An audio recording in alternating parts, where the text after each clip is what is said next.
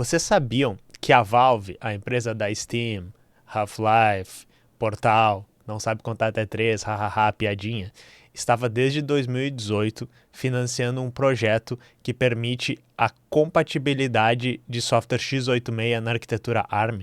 Eu sei que isso parece um pouco complicado, mas essa história é bem engraçada e ela fala sobre como a Valve está apostando na interoperabilidade, um pouco diferente, né, de outras empresas como Microsoft, né? Estou olhando para você, Microsoft, no mercado de games, mas como isso tem uma implicação muito maior no resto do mercado de software e também beneficia muito o Linux, né? Então nós vamos falar sobre isso hoje, é um assunto muito interessante e que pode ser maior do que a gente imagina, não é só um assunto de videogame. Eu sei que eu não precisava convencer vocês porque vocês gostam de videogame, né? Mas é isso aí, pessoal, nós somos o canal Tecnologia e Classe, falamos sobre tecnologia e política da classe trabalhadora. Os links que eu vou referenciar estão no roteiro que está ali no comentário fixado, tem as maneiras de apoiar ali, deixem um like, se inscrevam, mas vamos nessa para o vídeo.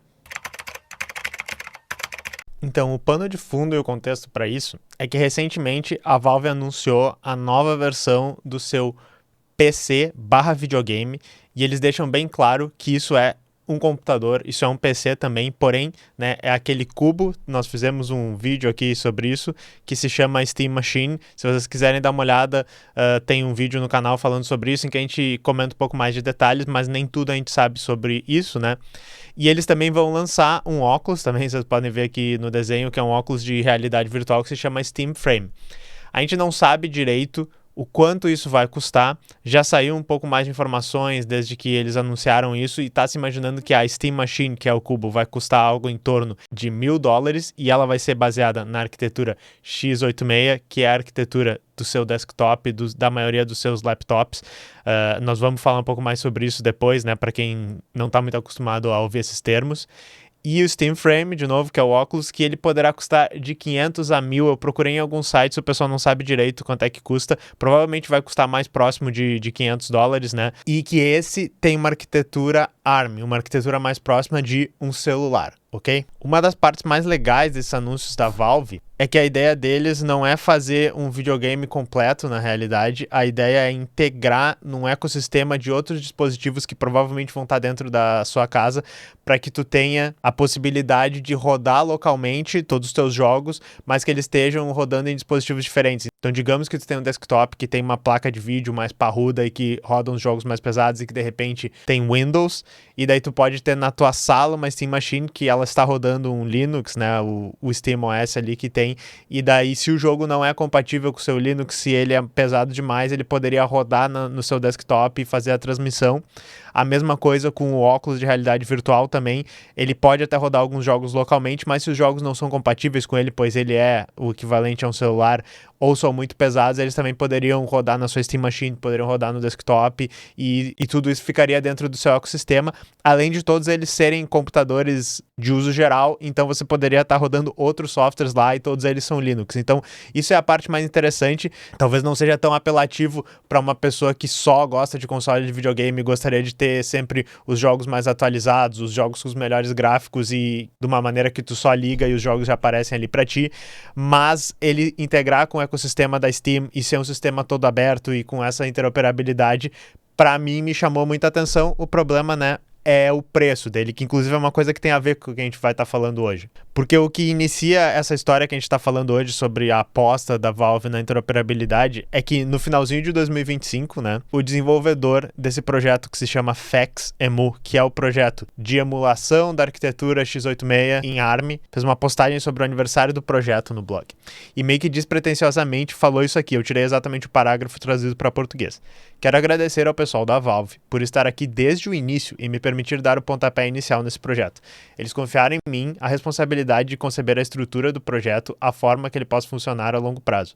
Não apenas para seus casos de uso, mas também para mantê-lo como projeto aberto que qualquer pessoa pode adaptar para seus próprios casos de uso. E daí muita gente, quando ouviu falar essa notícia, e isso foi no início de dezembro de 2025, se não me engano, enfim, muita coisa para noticiar. Eu não acompanho tanto as notícias de games e eu perdi essa notícia. E várias pessoas eu sinto que perderam essa notícia também, porque quer dizer que a Valve ela estava investindo secretamente, entre aspas, tá, desde 2018 nesse projeto. Só que não era secreto na realidade, era um segredo aberto. As pessoas procuraram e daí viram, algumas pessoas que trabalharam nesse projeto FAQs colocaram nos seus currículos, contratado pela Valve para manter isso aqui desse projeto.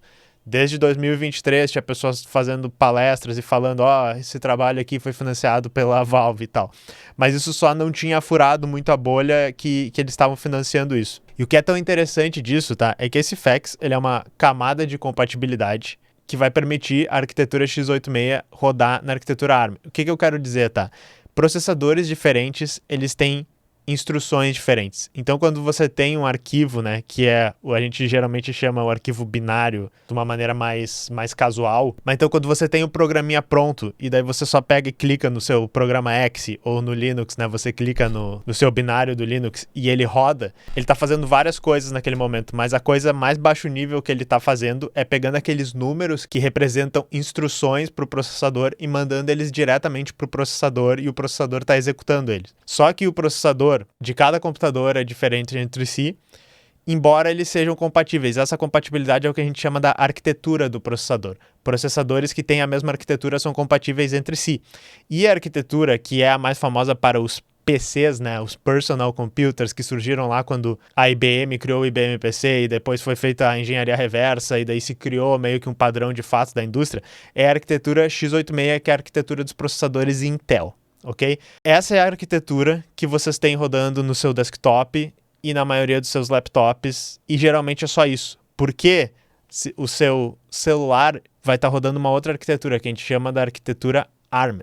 E essa é uma arquitetura que ela geralmente é usada em sistemas embarcados, como micro-ondas, celulares, geladeiras, relógios, tudo que é a internet das coisas, e existem muitas outras, tá? Mas o que é mais importante disso que eu tô tentando falar para vocês é que um software que tá compilado, pronto para rodar numa arquitetura x86 no seu desktop, você não pode só pegar ele e rodar ele no seu celular. Você não poderia pegar um software desse e rodar no Steam Frame, por exemplo. E daí foi criada essa camada de tradução em que você pega um software, ele tá pronto, o desenvolvedor não precisa fazer ele de novo, e daí ele vai passar uma traduçãozinha em tempo real e vai permitir você rodar que nem um emulador. Eu devia ter citado emuladores antes. Quando você pega um jogo de Super Nintendo e roda ele no ZSNES, o jogo de Super Nintendo é um conjunto de instruções que funcionam no processador do Super Nintendo, que agora não me vem ao caso, alguém vai lembrar aí, é 68, alguma coisa, alguém nos comentários vai me explicar aí em todos os detalhes como é que é o processador do Super Nintendo. O que o emulador faz é fazer uma tradução em tempo real daquelas instruções para que elas rodem no seu processador. Geralmente, o seu processador de desktop que você vai estar rodando ou no seu laptop vai ser x86. Complicado, tá? Eu espero que vocês tenham conseguido entender. Mas o que isso significa, tá? É que jogos e software em geral que roda no seu desktop, como por exemplo, Portal, que vocês podem ter aí na sua conta da Steam, poderia rodar no processador de celular ou no processador do Steam Frame. Além disso, tem um site que é SteamDB, que é um site que mostra os arquivos que são feitos upload na Steam. Ele geralmente é muito usado para o pessoal fazer data mining e tentar descobrir vazamentos sobre coisas que a Valve vai estar fazendo. Nesse site, o pessoal descobriu o quê? Que a Valve tem um pacote que se chama Lepton, e vocês vão lembrar do Proton, tá? Ele tem um trocadilho aí, porque o lepton é uma partícula subatômica, o próton é uma partícula atômica, esse tipo de coisa, né? E esse projeto, ele é um fork do Waydroid, que é uma camada de compatibilidade de softwares Android para Linux, tá? O que isso quer dizer? Quer dizer que esse lepton vai fazer jogos e software em geral que roda no Android poder ser rodado no ambiente Linux. Aí vocês devem estar se perguntando, mas Android não é Linux? O Android é baseado em Linux, mas ele tem algumas coisas diferentes. Então tu precisa meio que de uma tradução e de uma camada de compatibilidade. Não é a mesma coisa que uma emulação de tudo, não é o mesmo paradigma desses outros projetos, mas vocês podem imaginar que o objetivo é o mesmo. Você vai pegar um programa de Android e você vai poder rodar ele dentro do seu desktop, dentro do seu laptop, como se ele fosse um programa nativo, ou você vai poder pegar um joguinho de Android também e rodar ele numa outra máquina Linux, como por exemplo no Steam Frame, tá? Então é uma compatibilidade que não é a nível de processador, ela é uma compatibilidade que é a nível de sistema operacional. Uma coisa específica sobre isso é que aparentemente o código não está disponível ainda, isso foi vazado, né? Muitas pessoas dizem que a Valve provavelmente sabe que as coisas vão vazar no SteamDB e isso acaba sendo marketing para eles, mas o pessoal do projeto aberto, o Adroid, disse: a gente não recebeu contato da Valve ainda, a gente não sabe direito qual é o plano deles, tá? Só que daí, como eu tô dizendo, isso provavelmente vai permitir que softwares Android rodem na Steam Frame também. E que tipo de software eles se interessam? Os softwares de realidade virtual, como por exemplo os que rodam dentro do MetaQuest, que é o headset de realidade virtual da Meta. E uma coisa que é interessante desses projetos todos que a Valve está bancando agora é que a gente tem que lembrar que tem um precedente já deles terem financiado o Proton, que eu citei antes, que o Proton é um fork, né, uma modificação do Wine, que é um projeto que eu amo, que eu adoro, que eu já trabalhei contribuindo muito código para o Wine. Se um dia vocês quiserem um vídeo mais explicado sobre o Wine, eu poderia fazer aqui no canal, deixem nos comentários. E o DXVK também, que são dois softwares que eles também financiaram e ajudaram muito no desenvolvimento, que é o que permite vocês habilitarem a opção Steam Play lá dentro da Steam e rodar um software de Windows como se ele fosse um software de Linux, usando tradução, usando emulação, todas essas coisas em diferentes níveis, tá? Ele só integra as coisas de uma maneira que funciona mais ou menos. E esses dois projetos, eles causaram um impacto imenso na adoção de Linux como uma plataforma de jogos, e eles também impulsionaram muito o desenvolvimento do projeto Wine, tá? Eles fizeram um fork do Wine, mas várias das coisas que eles fazem contribuem de volta. Isso trouxe interesse para a comunidade, isso trouxe dinheiro para a comunidade, então isso aqui foi muito interessante. E se vocês tiverem curiosos de como funciona essa compatibilidade do FACS no ARM, já em outubro de 2025, quando a gente não estava ligado que literalmente a Valve que estava financiando esse projeto, o Ubuntu lançou um pacote que é um Snap, que vocês podem instalar no ARM64, que é um Steam que tem compatibilidade, e daí inclusive a Canonical fez alguns testes com um dispositivinho ARM da NVIDIA, caro pra caralho lá, mas que é super potente, e daí eles mostraram assim, olha só, Portal rodou super bem, Cyberpunk rodou super bem, CS2 rodou super bem, então é bem interessante. Eu botei um link aqui do GeoLinux falando sobre essa notícia aqui, né? Steam chega ao ARM64 por causa do Snap da Canonical, né? Que lançou no Ubuntu. E daí agora que a gente falou um pouco sobre isso, eu queria, né, falar as conclusões e comentar sobre isso. É muito, muito, muito interessante ver que a Valve continua, né, apostando na interoperabilidade entre diferentes hardwares e diferentes sistemas como a estratégia deles, que é uma coisa um pouco diferente do que a Microsoft está fazendo, porque, enfim, a Microsoft está tentando mover para o ARM nos seus laptops, mas a aposta da Microsoft tem sido o quê, né? Botar IA em tudo e fazer as coisas nos servidores deles para que, por exemplo, tu faça stream de jogos, como tem o Xbox lá que funciona, tu assinando os jogos para rodar eles por streaming no computador longe de ti. A estratégia da Valve tem sido: use qualquer hardware que você quiser, com o que você tiver na sua casa, e a gente vai integrar todos. E claro, vocês vão comprar software pelo meu ecossistema. A Valve ganha dinheiro vendendo software pelo ecossistema da Steam. Eles têm o negócio de vender cartinha, vender faquinha, aquele mercado dentro deles que eles ganham muita grana lá, mas a aposta da Valve tem sido o quê? Vamos tentar fazer um ecossistema de softwares abertos, de vários hardwares que são compatíveis, e daí isso vai trazer mais pessoas para o nosso ecossistema de software. Parece que tem sido isso mais ou menos. E o que é muito, muito interessante para o Linux, para os projetos abertos em geral, é que a Valve está investindo grana pesado nesses projetos, e não é só como doação, né? Desde 2018, eles estavam pagando uma equipe para trabalhar num projeto de compatibilidade que vai ajudar muito a Steam, obviamente, vai ajudar a Steam a poder rodar os jogos x86 na arquitetura ARM, mas é um projeto aberto que vai poder ser usado por outros projetos e por outras empresas que queiram fazer produtos que não tem nada a ver com jogos, provavelmente. E é muito legal exatamente que os projetos continuam open source e disponíveis para a comunidade. Isso aqui é uma coisa que eu tenho que tirar o meu chapéu, a gente tem que elogiar, porque é uma coisa que não tem sido o padrão de nenhuma empresa nos Estados Unidos. E sobre como isso afeta especificamente o que a Valve está tentando fazer, é muito interessante, porque, que nem eu disse, o hardware deles provavelmente vai sair muito caro agora, tá? Principalmente a Steam Machine. $1.000 para um videogame é uma coisa que aqui no Brasil, sei lá quanto é que vai dar, R$5.000, sabe? Talvez R$6.000. Claro, vocês podem importar, vocês podem não sei o que, podem construir a sua própria, mas é um negócio que tá muito fora do que se espera do mercado de jogos, mesmo que videogame esteja caro pra caralho. Principalmente porque se tu comparar hardware, compatibilidade, o fato de que é um Linux e vai ter que estar sempre usando Proton e outras coisas para rodar os últimos jogos AAA, a Valve ela tá num momento estranho, em que ela tem um hardware que é caro demais e não tá entregando tanto quanto os outros estão conseguindo entregar.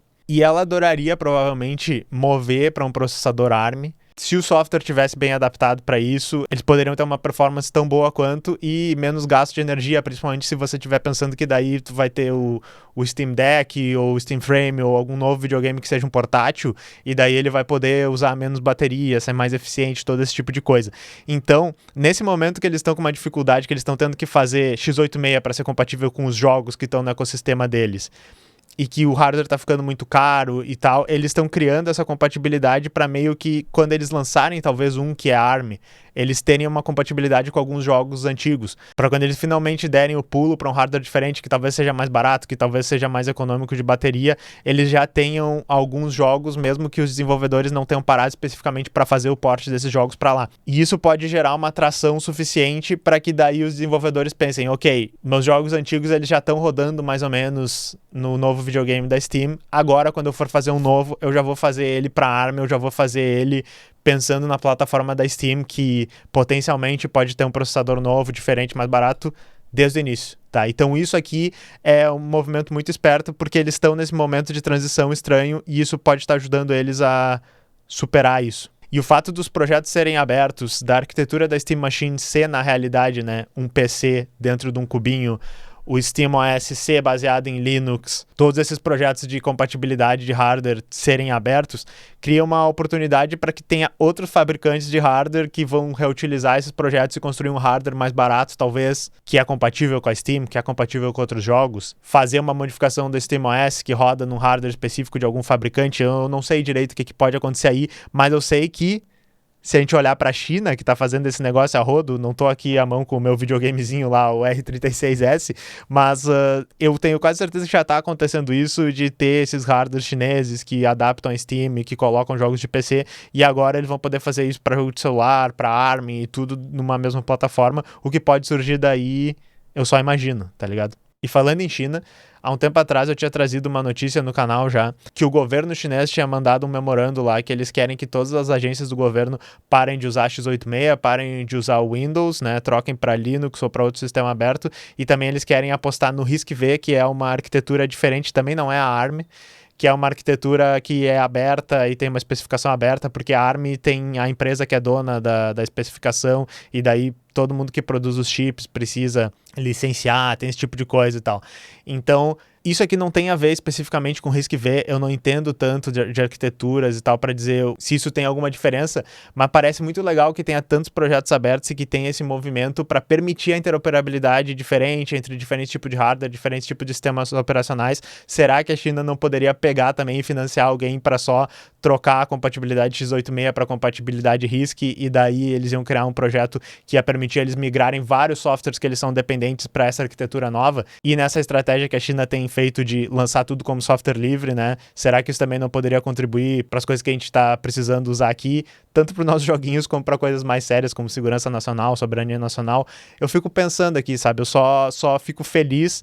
Isso aqui é um movimento que a Valve está fazendo, e também os movimentos que a China tem feito lançando as coisas open source me deixam muito mais felizes do que olhar para a Microsoft apostando em IA e Slop de IA, e a maioria das outras empresas dos Estados Unidos que formaram essa base, né, do que a gente entende como computação, é uma base bem americanizada, se tornando essas coisas todas fechadas. A gente olha para a Valve e diz, pô, obrigado, Gabe, você mandou bem agora, né?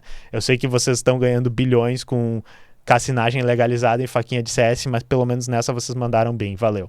E daí eu só queria finalizar com essa frase aqui, desse cara que um dia a gente vai ter que fazer um vídeo sobre esse cara desconhecido que se chama Why the Lucky Steve, é um cara famoso da comunidade Ruby.